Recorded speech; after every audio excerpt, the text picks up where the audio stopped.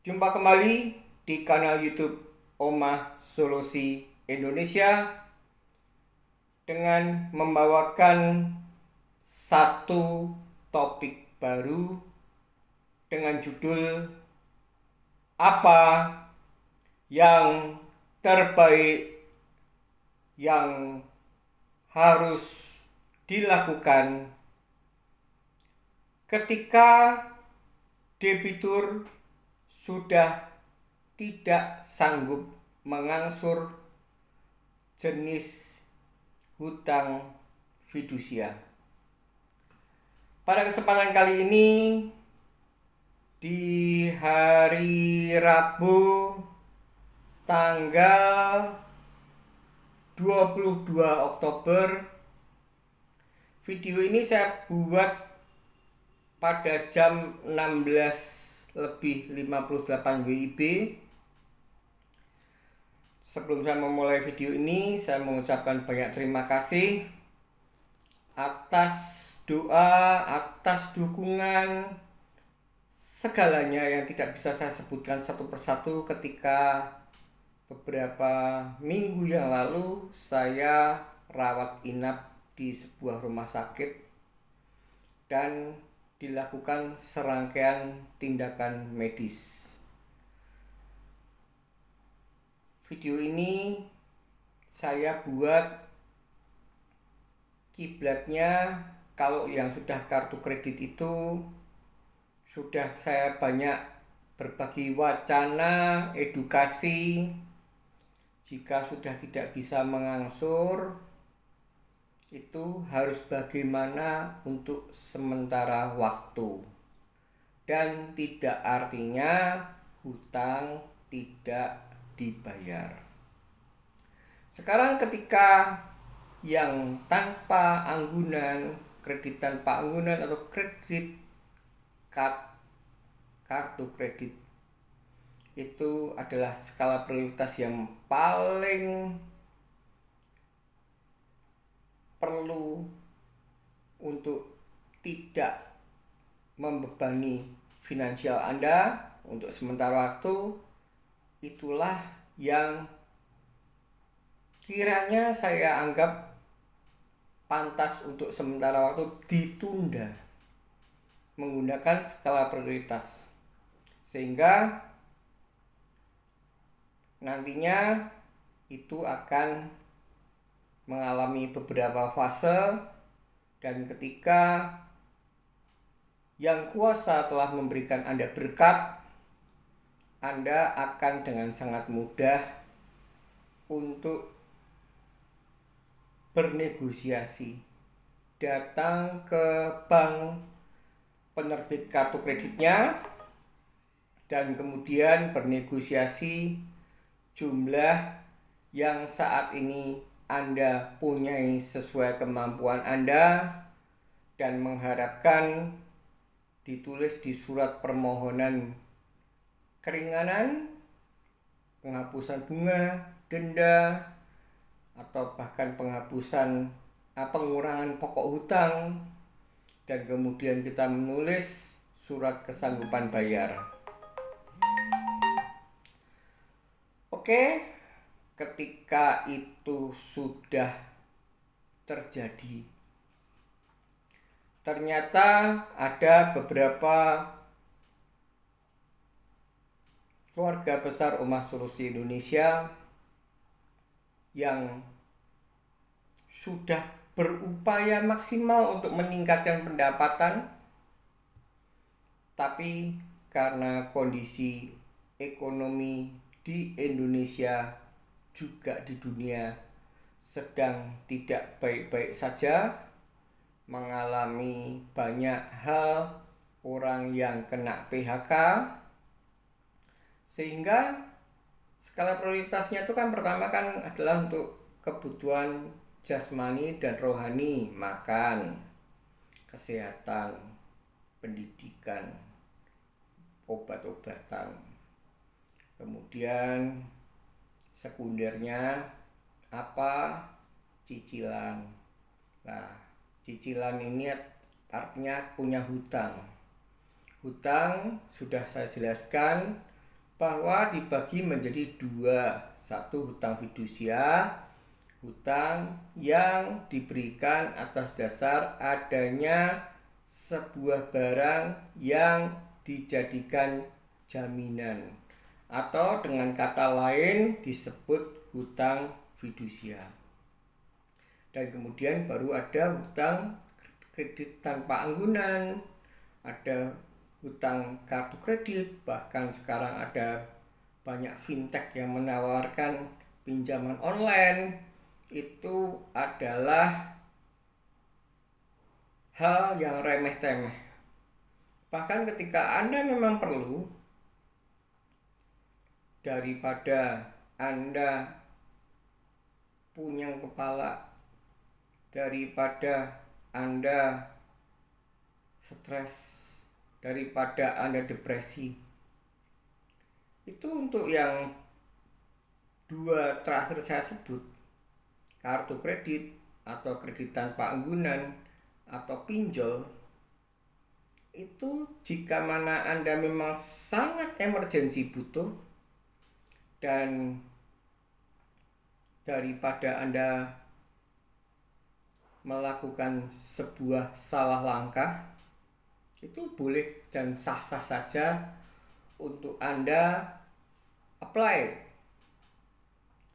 Anda apply, kemudian syukur-syukur di approval, dan itu bisa digunakan bukan untuk konsumtif tapi untuk bertahan hidup. Dan ketika memang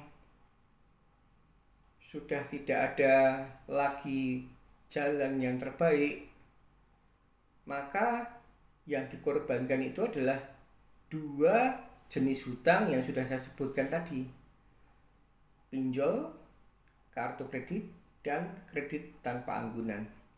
Tapi ketika skala prioritas itu sudah Anda jalankan, dan katakanlah Anda tahu-tahu kena PHK, atau perusahaannya bangkrut, atau Anda sendiri berusaha wira swasta yang menemui sebuah kendala, entah itu tidak dibayar, entah itu musibah, dan yang paling diupayakan maksimal itu adalah hutang yang berfidusia, karena hutang ini berpotensi masuk ke ranah pidana jika mana barang yang dijaminkan ketika gagal menyelesaikan angsuran dan Anda tidak bisa memberikan unit jaminannya, itu bisa berpotensi Anda masuk ranah pidana.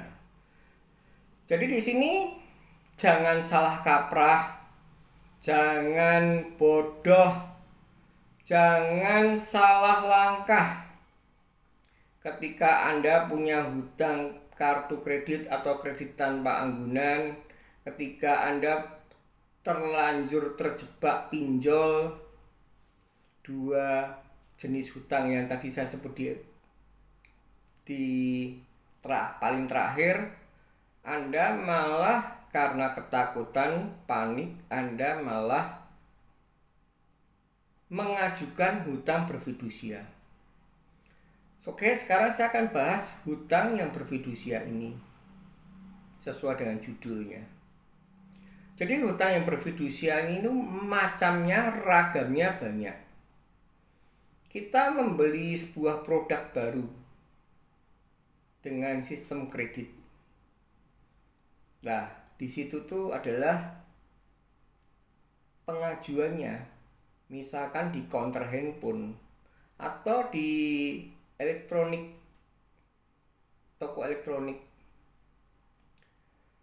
dan itu juga bisa misalkan kita mau kredit motor, atau kita bisa bahkan kalau kita sekarang ini semua dikreditkan ya. Jadi saya tidak bisa menjelaskan satu persatu, entah itu aset bergerak atau itu aset non bergerak. Dan kembali lagi, untuk aset bergerak saya sudah katakan untuk kesekian kalinya, bisa jadi aset bergerak itu Anda beli baru, kredit mobil baru, beli handphone baru, beli mesin cuci baru, atau apapun yang sifatnya baru. Itu yang pertama. Yang kedua, juga ada yang namanya kredit fidusia ketika Anda sudah punya dulu sebuah unit aset yang bergerak. Misalkan Anda punya motor atau mobil, dan itu kan tanda kepemilikannya adalah BPKB. Dan karena Anda butuh duit, Anda ajukan hutang fidusia. Bank atau lembaga finance lainnya, saya punya satu unit mobil Ella. Misalkan tahunnya 2017. Ini BPKB-nya. Kira-kira kalau saya mau pinjam uang bisa keluar berapa? Kemudian di sana akan ada tabel, sudah ada tabel bahwa Ella 2017 itu kalau dijual itu bisa maksimum 70 atau 80 kalau kondisinya hebat. Kalau kondisinya biasa 70. Dan penyedia jasa peminjaman uang itu tidak mungkin memberikan maksimal, paling banter 50 juta. Dan ketika itu disepakati, ya itulah Anda sudah masuk dalam ranah hutang fidusia. Dan yang paling konyol, saya katakan paling konyol, Anda suruh teken berkas banyak sekali, bahkan per klausal Anda harus paraf, dan tidak sedikit lembaga peminjam, entah itu bank, entah itu swasta, itu tidak memberi salinan kopi untuk kita. Jadi video ini saya buat karena saya akan membedah 3 kasus dari keluarga besar Omah Solusi Indonesia yang terlanjur masuk ke apply hutang fidusia. Ada rumah, ada 3 orang, yang 2 adalah sertifikat rumah, yang 1 adalah sejenis kredit usaha ringan KUR. Dan di sini saya bicara dulu untuk yang KPR. Jadi ada orang yang mempunyai suatu cita-cita, dan cita-cita itu pastilah tidak asal-asalan, sudah dihitung rinci. Gajinya suami berapa, kalau istri bekerja pendapatannya berapa, dan lain sebagainya, pengeluarannya berapa, itu sudah dirinci dan sudah dihitung dengan berulang-ulang. Tapi ingat, ada banyak hal yang bisa terjadi sewaktu-waktu yang di luar kendali kita, dan itu bisa terjadi di setiap saat, sehingga mengakibatkan apa yang sudah kita planningkan meleset. Contoh, saya kasih contoh dulu apa yang harus dilakukan. Kan tadi kan judulnya apa yang harus dilakukan yang terbaik. Jadi di sini saya memberikan wacana edukasi kepada seluruh pemirsa, penonton kanal YouTube Omah Solusi Indonesia, khususnya kepada keluarga besar Omah Solusi Indonesia. Jika Anda mengalami sebuah kejadian yang tidak terduga, dan itu sifatnya adalah hutang fidusia, artinya bahwa bagi Anda yang terjerembab dalam hutang kartu kredit, kredit tanpa anggunan, ataupun pinjol, sudah saya katakan untuk berkali-kali, Anda baik-baik saja. Tapi khusus yang fidusia ini, kenapa malam ini saya sengaja bahas? Karena ada satu keluarga besar Emas Solusi Indonesia yang ingin punya rumah sendiri, keluarga baru, masih masih keluarga yang masih fresh, baru punya anak mungkin satu atau dua, suami istri bekerja semua, dan pastilah mereka punya anggapan daripada kontrak ya udah KPR. Dan kalau saya nggak salah dengar, KPR yang diambil tenornya adalah 10 tahun. Ya pastilah ketika SLIK-nya baik semuanya, kemudian bagian tim analisis melewat mungkin dari slip gaji, survei dari perusahaannya, dari NPWP-nya dan lain sebagainya memenuhi syarat, ya pastilah itu approval.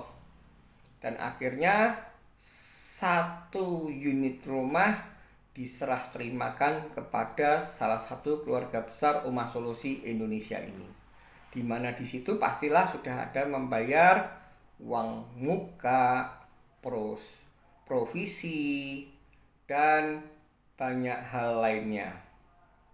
Dan kemudian ditentukan per bulannya harus mengangsur berapa.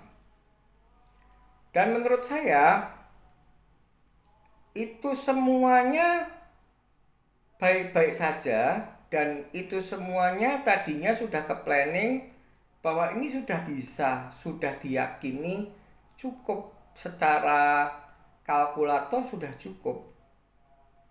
Masuknya sekian untuk makan, primernya sekian, dan sisanya untuk bayar fidusia. Tapi di tengah jalan suaminya mendapatkan pengurangan gaji daripada di PHK.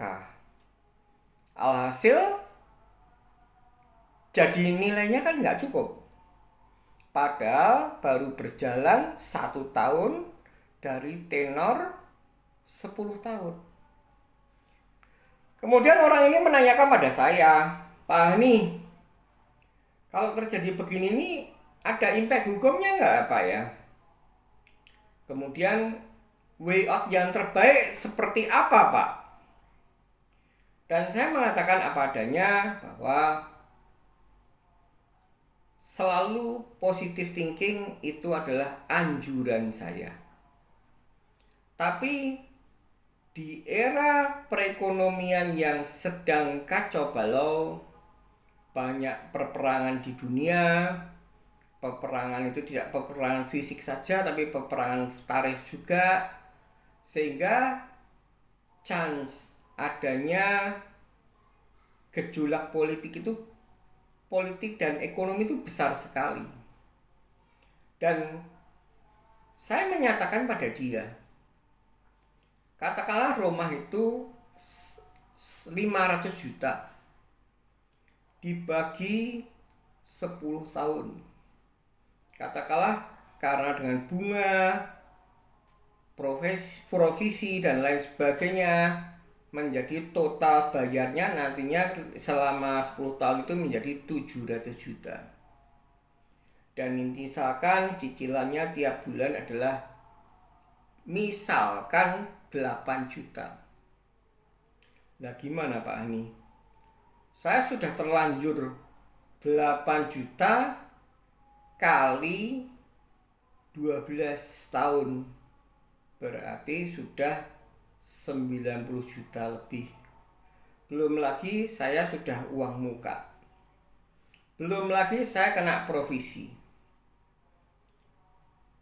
Nah kalau dibandingkan dengan kontrak kan ya, ini mahal, berarti kan saya kan lebih, kerugiannya menderita lebih banyak. Saya katakan pada salah satu keluarga besar Umas Solusi Indonesia ini, betul, apa yang kamu katakan adalah benar adanya. Kalau Anda istilahnya memperhitungkan apa nominal yang sudah Anda keluarkan, Tapi Anda juga harus mempertimbangkan ke depannya tuh Anda bisa nggak? Mampu nggak? Karena kalau Anda sebut uang yang sudah Anda keluarkan, entah itu uang muka, provisi, dan cicilan yang sudah berjalan, itu sebenarnya kalau kita bicara kerugian, kerugian. Tapi kalau Anda bicara itu sudah menggunakan fasilitas, juga fasilitas. Dan di video inilah yang akan saya bahas. Jika Anda macetnya di awal, yang akan meminta tolong, memohon, atau bahasa kasarnya tolong menyembah-nyembah agar supaya bisa lanjut kredit itu adalah bukan Anda, tapi pihak bank. Karena apa? Bank baru mendapatkan sebagian kecil, sehingga ketika Anda sudah rela, jadi hutang fidusia ini akan selesai, akan beres, tidak akan berimpact hukum, tidak ada yang namanya kolektor ketika apa yang dijaminkan Anda serahkan dan Anda menyerah. Setelah itu ya sudah. Tapi yang pasti ketika cicilan Anda atau tenor Anda itu masih sangat awal, 2 tahun, 3 tahun aja dia, bank masih punya. Kalau dari tenor 10 tahun, baru jalan 3 tahun, bank tetap masih punya. Dan Anda juga ikut punya. Walaupun Anda sudah menikmati 3 tahun, tapi jumlah yang dimasukkan kan juga sudah lebih banyak. Saya hanya menyarankan demikian. Kita harus mengukur kekuatan kita. Karena kalau boro-boro sudah separuh atau 3/4, itu barulah skemanya berbeda. Kalau Anda belum menjalaninya masih kurang separuh, bank akan berpikir 1000 kali untuk mengerasi Anda, bahkan akan merayu Anda agar itu tidak macet. Dan ketika itu sudah Anda serahkan, bank akan punyang kepala karena rumah baru di KPR kan jadi rumah lama, harganya pasti juga rumah baru lama. Sehingga ketika itu sudah Anda katakanlah, dah silahkan kalau mau dilelang. Dan ketika dilelang itu pastilah bank akan belum menutup nilai kekurangannya. Dan konsekuensinya ketika saat ini yang terjadi, bank itu untuk menjual rumah dengan harga di bawah apresial aja berat sekali. Kadang-kadang sudah masuk daftar lelang pun tidak laku. Jadi itu yang saya bahas di episode yang pertama. Saya tadi kan akan ngomong 3 episode. Maksudnya 3 case yang berbeda. Jadi kalau case yang ini, yang tenor 10 tahun baru jalan 1 tahun lebih, saya menyarankan Anda kalah mundur selangkah untuk maju ke depan lebih dari berlangkah-langkah, atau saya menyarankan Anda kalah untuk nantinya menang.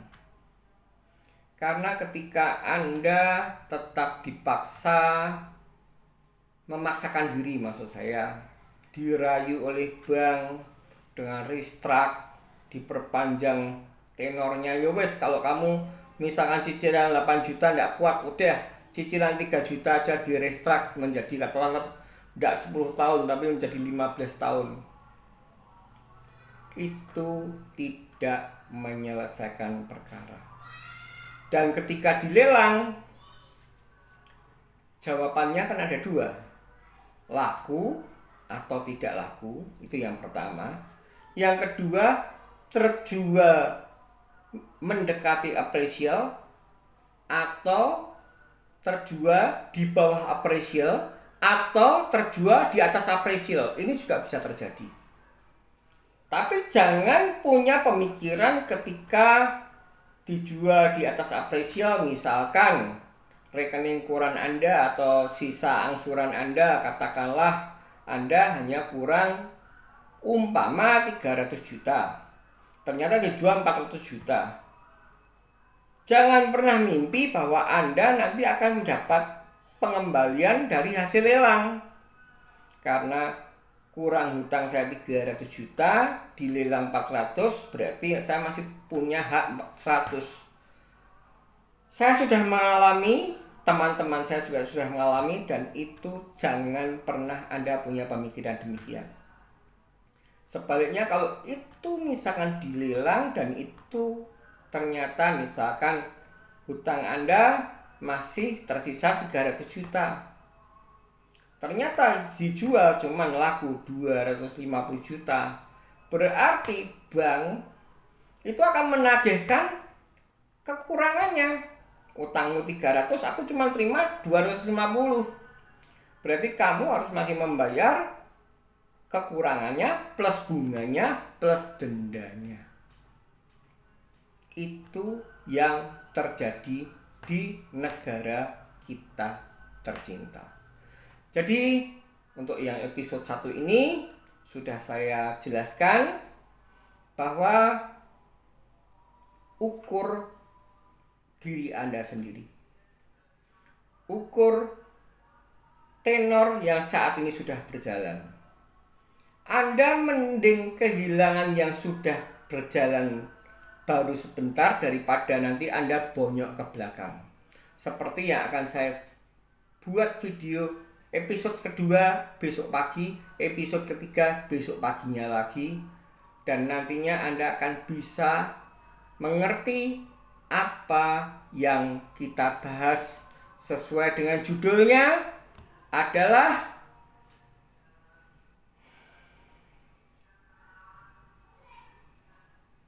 apa yang terbaik yang harus dilakukan ketika debitur sudah tidak sanggup mengangsur jenis hutang fidusia. Ini episode pertama. Kita jumpa kembali esok episode kedua, dan saya akan janjikan Jumat, ini Rabu, Kamis, Jumat tuntas dari 3 contoh realita tadi. Ketika sudah saya paparkan, sudah saya berikan wacana edukasinya, maka kegalauan Anda, pemikiran cara logika Anda jernih, memutuskan sesuatu itu tidak dengan penyesalan. Semoga video ini bermanfaat. Semoga Anda semua tetap diberkati kesehatan, kepanjang umuran, penuh sukacita, dan jangan pernah menyerah. Tetap semangat dan ingat, badai pasti berlalu.